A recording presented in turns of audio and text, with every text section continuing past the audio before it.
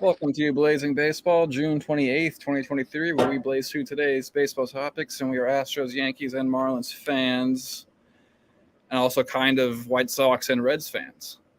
I kind of like the Reds. Yeah. The Reds came out of nowhere. Mm-hmm. It's kind of crazy. Yeah, and so our teams, the Astros lost to the Cards 4-2 yesterday, unfortunately, and the Yanks are an embarrassment, and they lost to the A's 2-1. Yeah. Yeah. I made the mistake of saying the Yankees should sweep. That's why I never should have said that.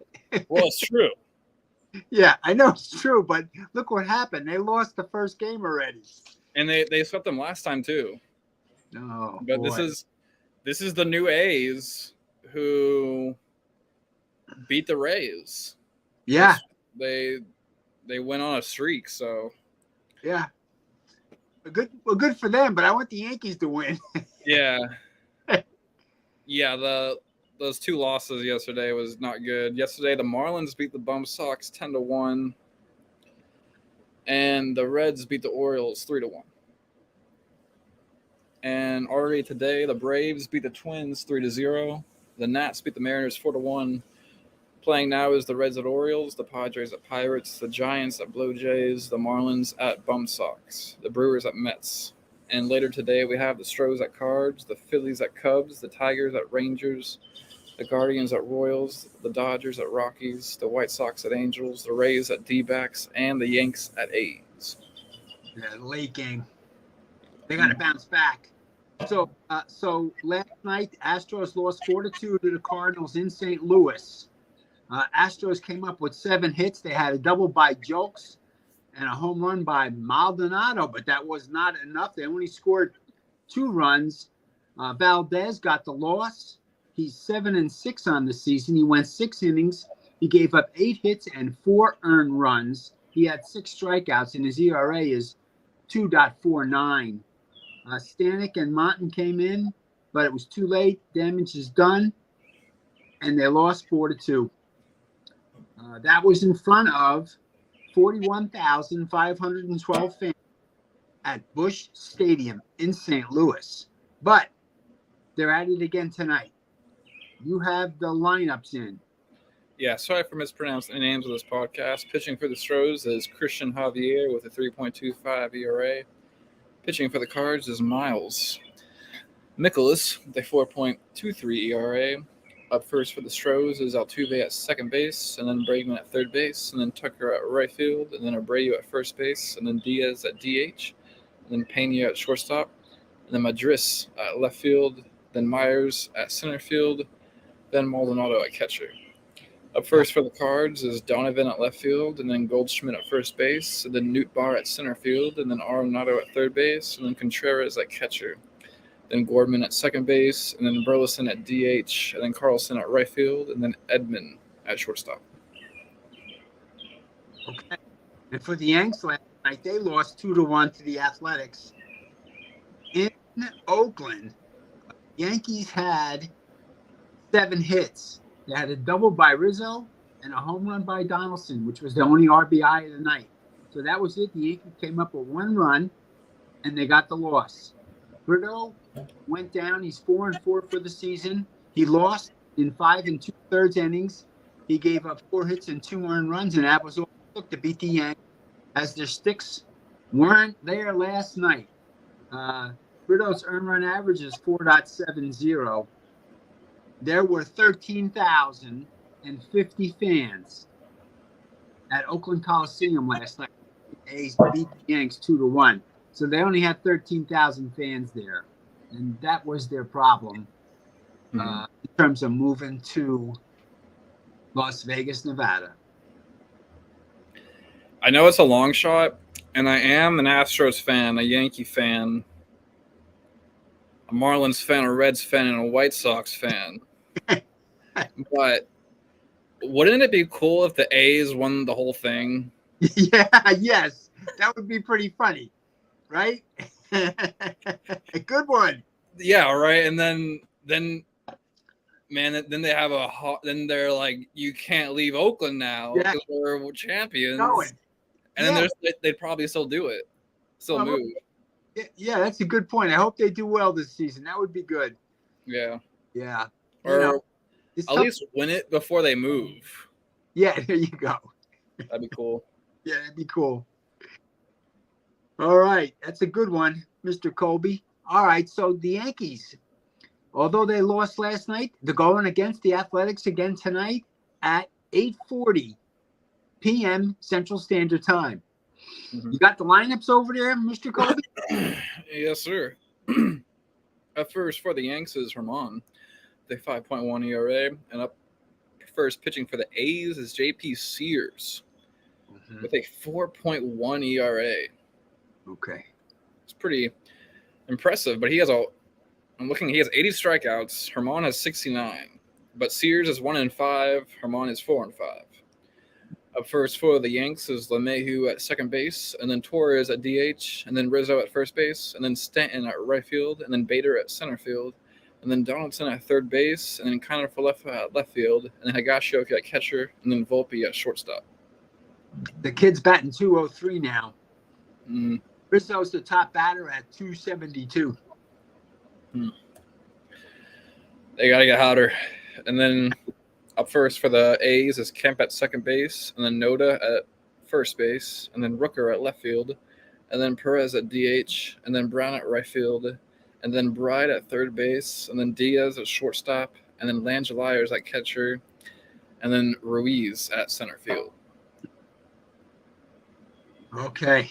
Well, Yanks gotta pull it together here and win the second game. Hopefully they do better tonight than they did last night. I got the baseball game on here. It's the Cincinnati Reds 3, Baltimore Orioles 1 in the second inning at Camden Yards, Baltimore. Awesome. And so the Mets, Steve Cohen, had that news conference that he was talking about yesterday. And the title by June Lee of ESPN is Steve Cohen, quote, preparing all contingencies, end quote, if Mets don't improve. So it says Mets owner Steve Cohen expressed frustration with the state of his underperforming club and suggested the possibility of a trade deadline sell-off if the team does not get back into contention for a playoff berth. So they have they got to do a lot to turn around. So, and I'm not a betting man, but I guess this sounds like he's going to probably trade off the people he's overpaying. Maybe like Scherzer and Verlander. He's paying a ridiculous amount, and they're give them incentive to play better to stay. They want to win. They just haven't done it yet. So that remains to be seen, of course, but he's putting some heat on them. So he wants them to perform. Yeah. It's probably a good move by him to say that. Because who knows, maybe some of those players are just living in La La Land, and they're just like, I'm going to pay this much, whatever. Yes, that is very possible. They got so much money. How could they even relate to it? I don't know. They get paid too much money for sure. Yeah, and they're not playing well, so it's interesting. Well, they're the thief of the month. the whole season. Okay, there you go. Hey, I'm looking at this. It says that Ohtani had 2 home runs yesterday and 10 strikeouts pitching. And fans started screaming MVP. And my pick is he's going to win the MVP. That's my vote. Home runs and 10 strikeouts in the same game. It's pretty good. Nobody can do that except him. Oh, yeah. Because he's a really good pitcher. He's got 6 incredible pitches. It's crazy. Yeah, so in Anaheim, it'll go down in history as one of the best months by a player in Major League history. Two-way superstar Ohtani continues his scorching hot June with yet another incredible showing as he struck out 10 over 6 1/3 strong innings and also went 3 for 3 with 2 homers to lift the A's to a 4-2 win over the White Sox on Tuesday night at Angels. Pretty amazing. Yeah, and before the season started, there was a lot of talk that was like Ohtani's going to a different team, but the way the Angels are playing, Ohtani might just stay with the Angels. Oh yeah. Well, let's see. He was the MVP in 2021. He's already won it. Mm-hmm. Yeah. So it makes sense. He could definitely win it again if he has another banner season like that. Yeah. I think him and Trout there make that a really good team. Mm-hmm. You know, they're phenomenal players, and they're the 1-2 punch. Yeah, I can see them winning it all. I don't want them to. No. Yeah. Yeah. But they're that good. They are that good. All right. And any other baseball topics? Oh, wait, the standings here. Yeah, give us the standing, Mr. Colby. Oh, in the AL East, the Rays are 4 games over the Orioles. In the AL Central, the Twins and the Guardians are tied in first place, 4 games over the Tigers.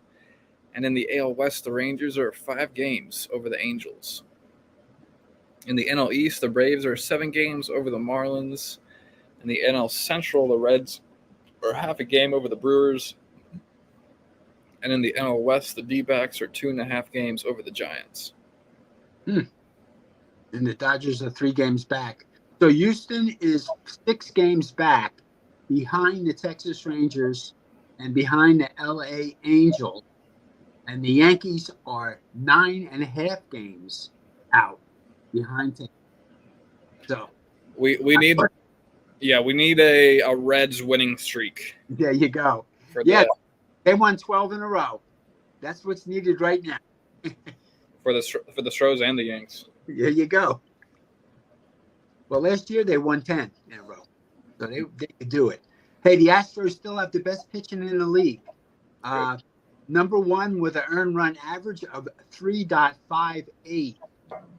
Tampa Bay Rays are second with 3.64, and the Yankees are third with a 3.66 ERA.